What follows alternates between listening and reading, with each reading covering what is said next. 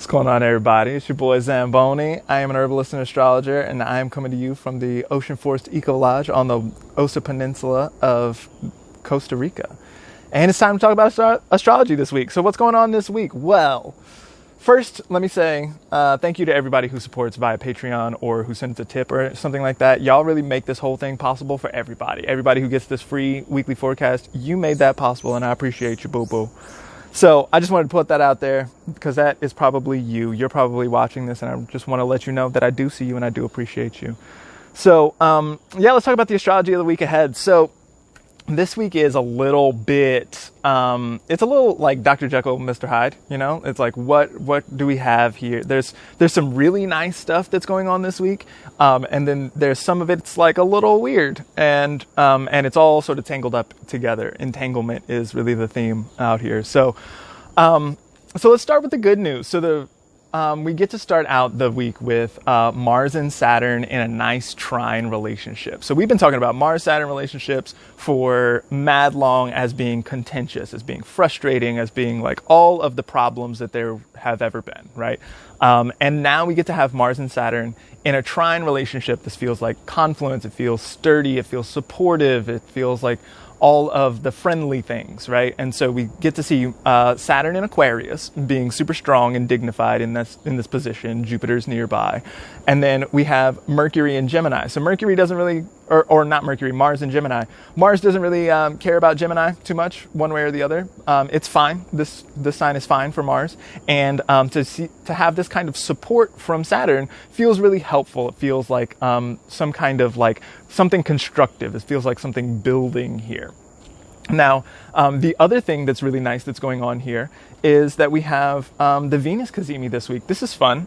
So cazimi is when a planet moves into the heart of the sun. Mostly we hear about Mercury and Venus doing this. And because it happens very regularly with these two planets, they're very close to the sun all the time. And so to get Venus moving into the heart of the sun this way, especially while the sun is exalted in Aries, right? So the sun has just moved into Aries. Hi, this big Aries energy going on right now, right? So, and it's very big. It's very me. It's very like, hello, yes, here I am. I can do the things. You know, when the sun wants to talk about the personal sovereign and like independence and cutting away for oneself in the world, trailblazing, like all this kind of stuff, bushwhacking perhaps if you're in my position, then like this is what the sun really wants to do in Aries, especially in Aries, because Aries is very much about sort of like getting the thing started and sort of cutting away for oneself. This is happening. This Venus Sun cazimi is happening in the first decan of Aquarius, which is often, or of Aries, which often carries the image of an axe. And so one of the things that this axe does is it sort of chops the umbilical cord and sort of like makes an independent self here. And so to see the sun feeling super strong in this position, the sun really likes being in this position.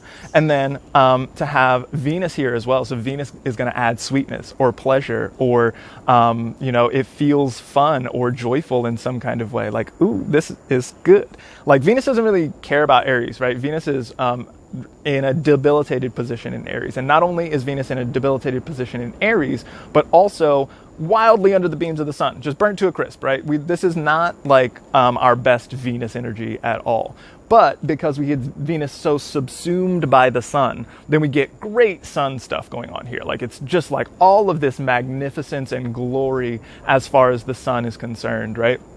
And so this feels really good from a solar kind of place. If you're wanting to, generate some independence or some kind of personal sovereignty of any sort, and you want to be a little bit charming and you want to be a little sort of attractive to others and these kinds of things, like this is a perfect time to engage with this. And so that's the really nice stuff that's going on this week. We've got Mars, Saturn in a trine aspect, building stuff, feels helpful. We got Venus and the sun in Aries, cazimi. This is feels super fun and like possible. Anything is possible, right?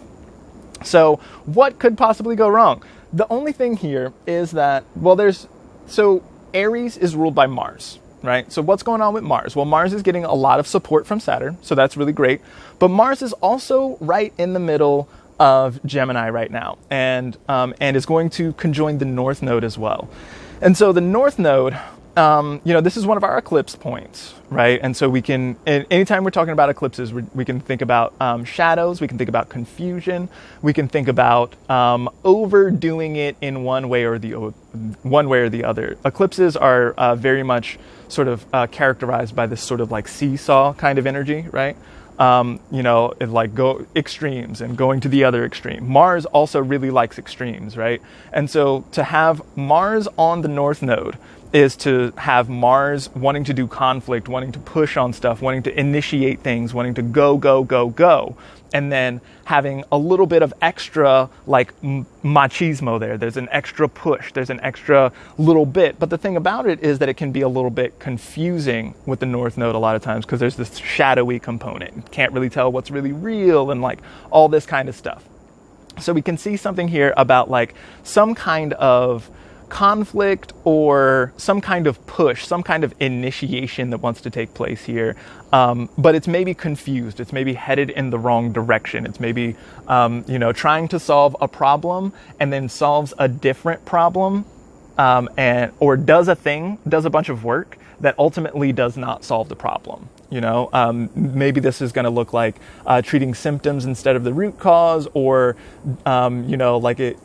these kinds of things. I also see here with Saturn, when I'm thinking about Saturn in this position offering support to this, then it makes me feel like there's some kind of like institutional support for like a whack destination. Like people are like, and there's a sense of urgency with Mars a lot of times as well. So there's like some kind of urgent problem that needs solving. And so we're gonna go do it right now. And the institution says, yes, do the thing. And it's like not the right thing. That's kind of like what we see going on here. Also, if we look at Gemini is where Mars is and is ruled by Mercury. Mercury is in Pisces, way confused. And not only is Mercury in Pisces, but also Mercury in Pisces is square to Mars this week. So, again, this looks like angry and confused. It looks like Mercury in Pisces is consistently confused about stuff. Maybe a little overwhelmed by the emotional currents. Mercury in Pisces, water's getting in the way. Maybe water is getting onto the electronic devices or these kinds of things. Confusions, like think about trying to like talk through water, right? And being Marsy about it, right? Being like angry or frustrated or upset or something, and like, I want to talk about it, angry words, but can't quite get it out. There's all this like confusion that's going on at the same time. And so like urgency and confusion like can make a bit of a cocktail here, right? Especially if we're in this moment where it's like, hello, I am here, right? It's a super solar moment, right? So we can be very strong and independent, but perhaps brazen and going in the wrong direction, right? So we're going to have to watch out for that kind of thing this week. And so if you're going to be someone who's like managing a team or engaging with other people, then it can be a really good thing to like watch out for that this week. Maybe there's likely to be a sense of urgency now that the sun is in Aries, and now that there's all this like Mars stuff and Mars on the North Node, and there's like a lot of this Mars and let's go, right? So be aware of that, and just maybe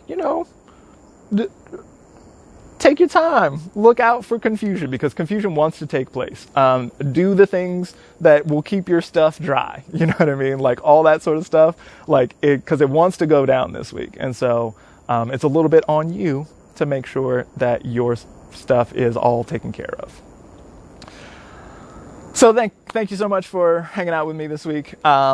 I really appreciate everyone who sends tips, everyone who supports via Patreon, where I also go in depth about how to make your magic real, how to make things happen in your life. People who support me on Patreon get access to a lot of this kind of content. Also lectures that I've done, things of this nature. I really appreciate everybody who supports this way or via tips on Venmo or PayPal, as well as going to thealchemistskitchen.com and using the discount code ZAMBONIFUNK and get a 10% discount doing that. There's all of these ways to support, and I see all of y'all doing that, and I really, really appreciate you. Thank you so much. Thank you for hanging out with me this week. Thank you for listening this far through all these thank yous. Thank you. And I'll see you next week. Bye.